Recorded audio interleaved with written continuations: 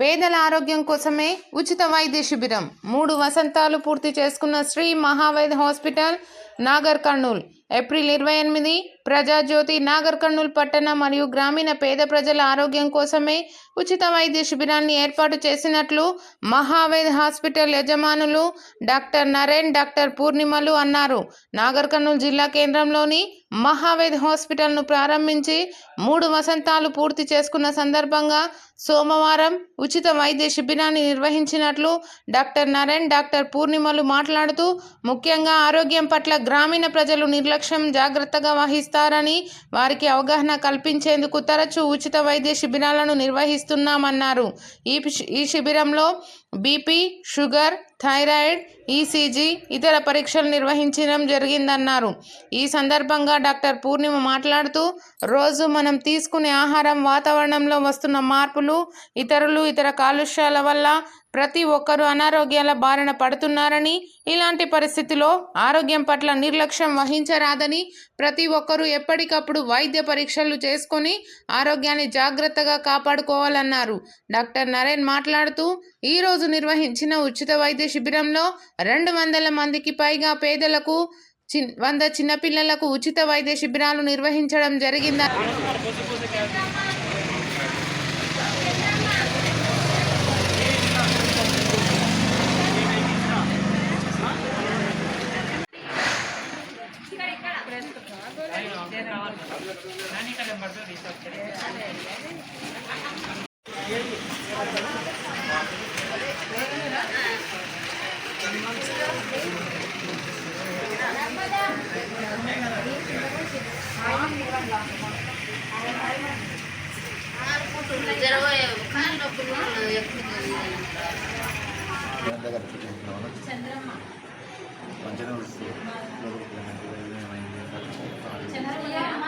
మీకు ఏం టెస్ట్ చేశారు మేడం?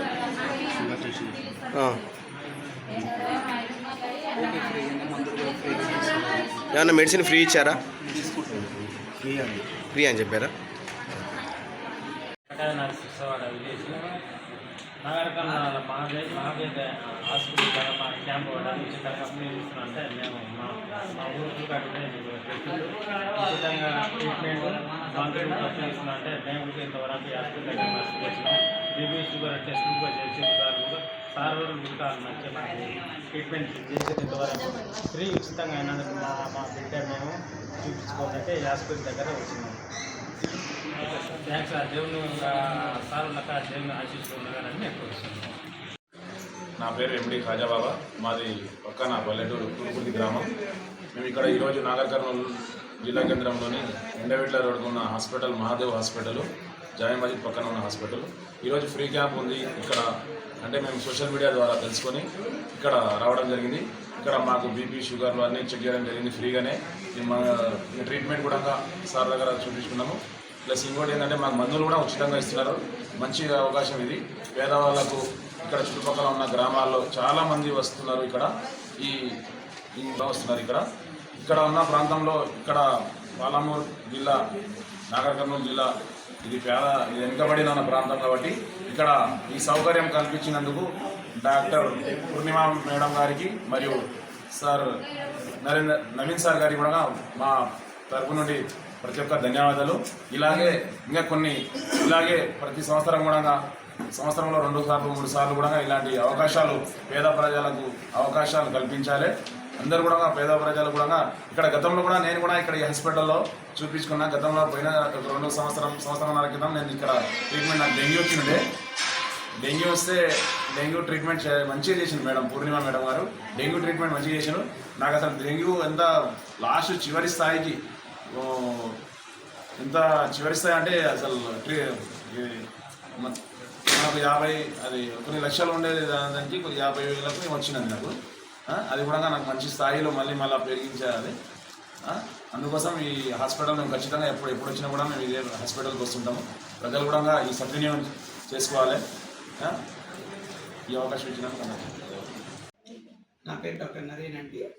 నేను చిన్నపిల్లల వైద్య నిపుణుల్ని. మా హాస్పిటల్ స్టార్ట్ అయ్యి 3 సంవత్సరాల మూడవ వార్షికోత్సవ సందర్భంగా ఇవాళ మన నాగర్కర్నూలు జిల్లా ప్రజలందరికీ మేము ఫస్ట్ మా సహకారాన్ని అందించిన ప్రజలందరికీ ధన్యవాదాలు తెలుపుకుంటున్నాను.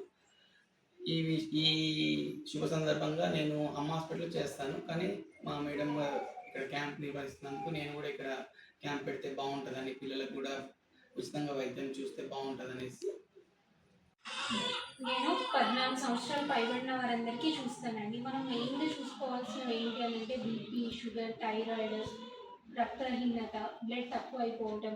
మెయిన్గా 14-20 సంవత్సరాల లోపు వాళ్ళకి ఎక్కువ మనకి రక్తం తక్కువ అయ్యే సమస్యలు, దానివల్లనే కాళ్ళు గుంజడం, నీరసము, ఇవన్నీ మనకి ఎక్కువ కంప్లైంట్ చేస్తుంది. నెలలు సరిగ్గా రాకపోవటం, అవన్నీ వాళ్ళకి ఇప్పుడు తర్వాత వయసు పెరిగే కొద్దీ కూడా చాలా ఇబ్బంది చూపిస్తుంది.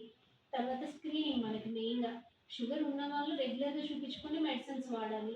లేని వాళ్ళు కూడా మేము ఎప్పుడు చూపించుకోలేదు అనకుండా ఇలా ఫ్రీ క్యాంప్స్ కానీ లేదంటే జనరల్ విజిట్స్ కానీ వచ్చి ఒకసారి వాళ్ళకి ఏదైనా ఇబ్బంది ఉంటే తొందరగా అంటే మొదటి స్టేజ్లో ఉన్నప్పుడే చూపించుకొని టెస్టులు చేయించుకోవడం వల్ల ఏదైనా ఉన్నా కొంచెం చిన్న చిన్న ఆహార మార్పులు, తర్వాత మన ఎక్సర్సైజ్, ఫిజికల్ యాక్టివిటీ, దీంతోనే కొన్ని మనం సెట్ చేసుకోవచ్చు. అప్పటికి వాటితో కూడా కంట్రోల్ అవ్వట్లేదు అంటే అప్పుడే మందులు, ప్రతి దానికి మందులు ఉండవండి.